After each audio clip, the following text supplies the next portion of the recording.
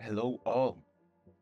Welcome back to Stories from History, where we kind of go over some cool, stories from history, whether it's ancient history, more medieval history, modern history.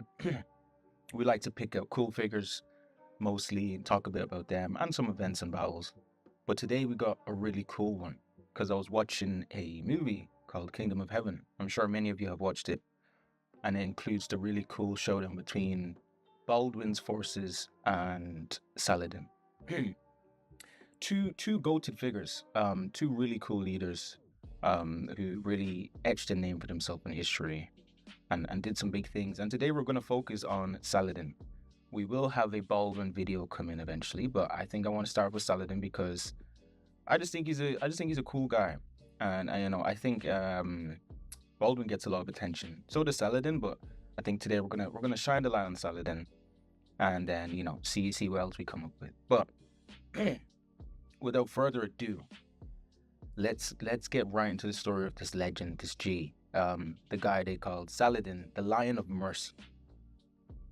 So, it's the 12th century Syria, and amid the dust of war and empires clashing and rising and falling, there was a young boy born who would one day humble kings and shock the world. But not only by his power of force, but also by the power of his grace and character. And his name was Saladin. He was born in 1137 or 1138, sources dispute, in the fortress town of Tikrit on the banks of the Tigris River. He was the son of Ayyub, a Kurdish officer in the service of the Turkish rulers of Mesopotamia. The night he was born was a troublesome one, as his father was forced to flee the city after a political quarrel. So from his first moments, from his first breaths, his life began in exile. He was a child of displacement and resilience. And in many ways, he was a soldier who never wanted to be one.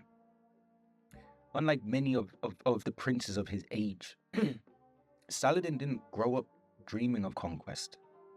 He was a quiet boy, reserved, bookish, drawn to poetry and theology more than weaponry and warfare. Of course, he liked horses, he liked falcons, but he loved his books, especially the works of great philosophers and the wise men of Islam. But his uncle, Shirkuh, he was a general in the service of the ruler of Syria. And this ruler of Syria was one of the few Muslim leaders still resisting the Crusader states that have been carved out of the Holy Land after the First Crusade. So when Shirkuh was sent to Egypt to intervene in its civil wars, a young Saladin was brought along with him. And the young man obeyed reluctantly because he didn't see glory in killing. But Egypt was the anvil on which his destiny would be forged. Now, Egypt at that time was a rich but divided land. It was a fading power, ruled by the Fatimid Caliphate. Its viziers were corrupt, and its army was fractured. Through cunning and courage, Shirkuh seized power for Nur ad-Din. When Shirkuh died, suddenly the command passed, unexpectedly, to his young nephew, Saladin. In 1169, at just 31 years old, Saladin became the vizier of Egypt. Many in Cairo mocked him as an outsider, a Kurd amongst Arabs, a Sunni amongst Shia. But Saladin, for all his virtues, above all else, was a patient man and calculating. He slowly replaced the Fatimid officials with loyal men, restored order, rebuilt the army, and 2 years later, quietly, ended the Fatimid Caliphate altogether, uniting Egypt once more under the Abbasid Caliph in Baghdad. He had done what none expected. He'd made himself a master of Egypt. And not through treachery or cruelty, but through sheer competence. Now, when Nur ad-Din died in 1174, his dominion fractured.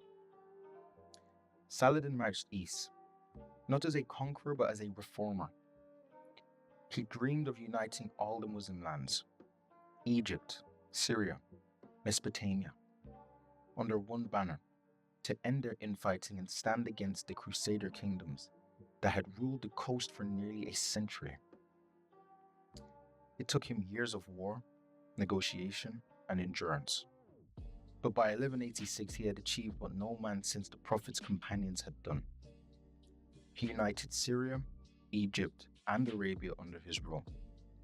And there was only one city left that remains in the hand of Christendom that truly mattered: Jerusalem.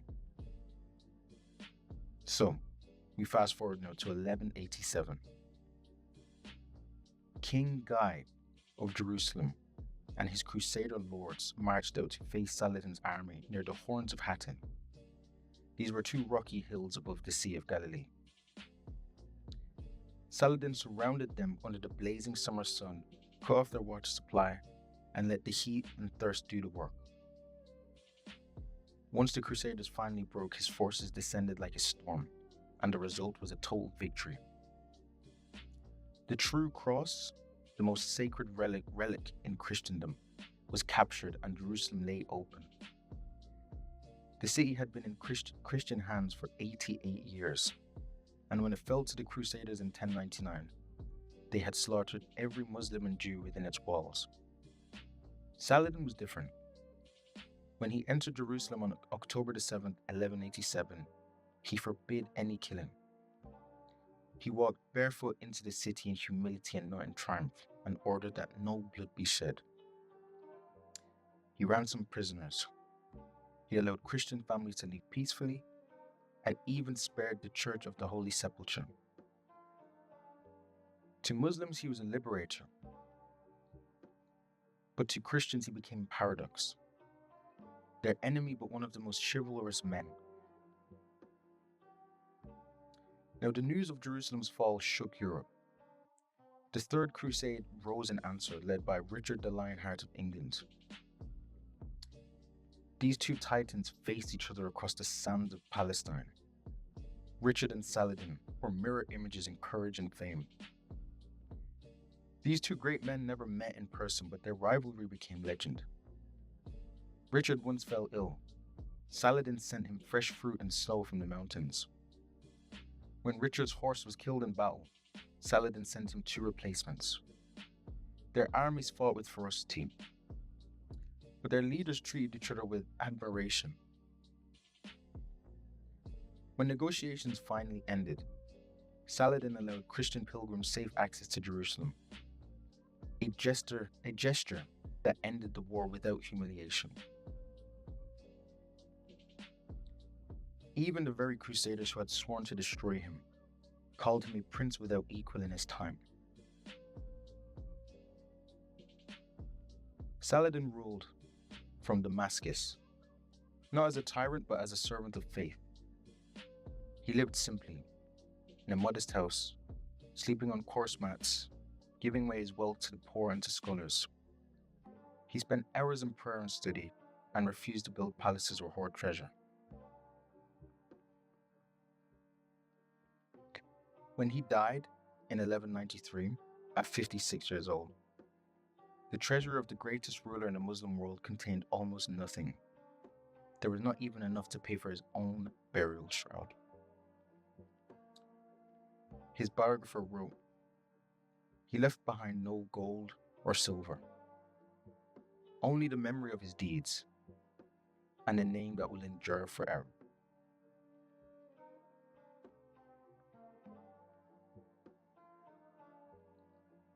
Saladin's greatness was not measured by the lands he conquered, but by the mercy that he showed.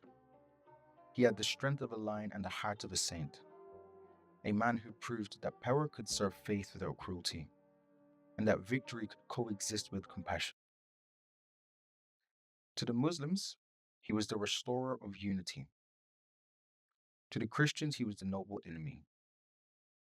To history, he remains proof that even in an age of blood and fanaticism, honor could still live, and mercy could still reign.